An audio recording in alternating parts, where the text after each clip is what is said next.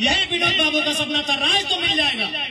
जो भगत सिंह कहते थे कि अंग्रेजों से तो आजादी ले लेंगे, गोरों से तो आजादी ले लेंगे, लेकिन भूरों के हाथों में राज नहीं जाना चाहिए। भूरे यानी 10%, 5% अमीर लोग, आज सच्चाई है 5% लोगों के हाथों में आजादी है। वही विनोद बाबू कहते थे राज तो ले लेंगे, राज अलग आज बने कल बने, राज बनेगा, चलाएगा कौन? ईमानदारी से बोलिए, क्या झारखंड के लोग इस राज को चलाने में सक्षम हो पाए हैं? इस राज को चलाने में सफल हो पाए हैं? बताइए, नहीं हो पाए। क्यों? ना उन जगहों में नहीं आ पाए। विनोद बाबू जिंदगी भर चीख चीख कर कहते रहे पढ़ो और लड़ो। आज क्या स्थिति है राज्य की? विनोद बाबू कहते रहे पढ़ो और लड़ो, तो हमारे लोगों ने सोचा मुर्गा लड़ाओ। आज अगर आपने राज को नहीं चलाया, इस राज्य में अगर आज भी 25 साल के बाद भी, इस राज्य के बनने के 25 साल भी अगर आप शोषण का सामना कर रहे हैं, आप अगर अत्याचार का सामना कर रहे हैं, तो दोषी आप हैं। आपने राज्य को चलाने का जिम्मा नहीं लिया। ईमानदारी से कहिए कि आपने राज्य को चलाने का जिम्मा लिया। आज आप गांव में चले जाइए, शाम को आप नशे में धूत मिलेंगे, आप आज भी असामाजिक गतिविधियों में लीन मिलेंगे। विनोद बाबू को केवल श्रद्धांजलि देने से, विनोद बाबू को केवल पुष्पांजलि देने से अलग राज्य का सपना साकार नहीं होगा। आज पूछिए आपके बच्चे किस हाल में है।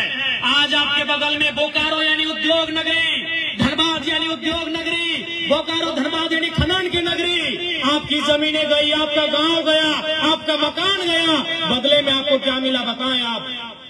बाबू कहते थे कि राज तो ले लो रे, चले तो के राज तो हमने हासिल कर लिया, चलाएगा कौन? सबसे बड़ा सवाल था। आज भी वो सवाल प्रासंगिक है। आज भी वो सवाल झारखंड के जनमानस के दिलों में, दिमाग में घर बनाया है कि राज को चलाएगा कौन?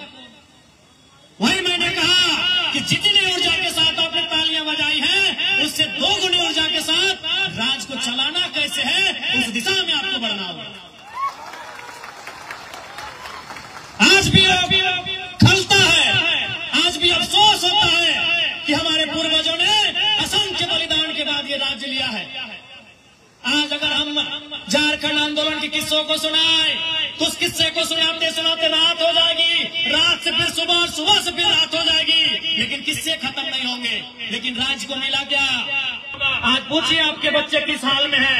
आज आपके बगल में बोकारो यानी उद्योग नगरी, धनबाद यानी उद्योग नगरी, बोकारो धनबाद यानी खनन की नगरी, आपकी जमीनें गई, आपका गांव गया, आपका मकान गया, बदले में आपको क्या मिला बताएं आप?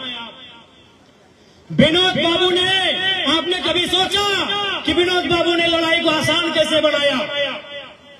और भी नेता रहे इस राज्य में, लड़ाई की शुरुआत सबने की, लेकिन विनोद बाबू ने इसको अंजाम कैसे दिया? कारण एक ही था, विनोद बाबू बैरिस्टर थे, विनोद बाबू वकील थे, पढ़े लिखे थे।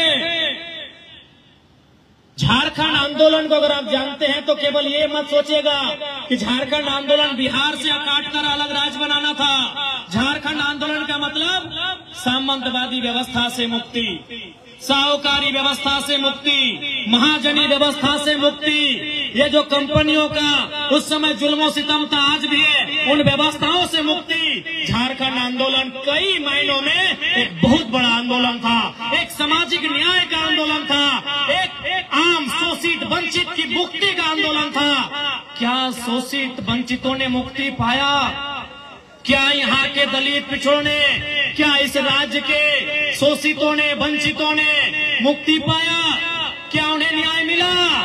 आज 25 साल के बाद भी इस राज्य की आओ हवा, दामोदर नदी साक्षी है, वो चीख चीख कर गवाही दे रही है कि विनोद बिहारी महतो का सपना आज भी कोसों दूर है। उस सपने को साकार करने के लिए आप सभी को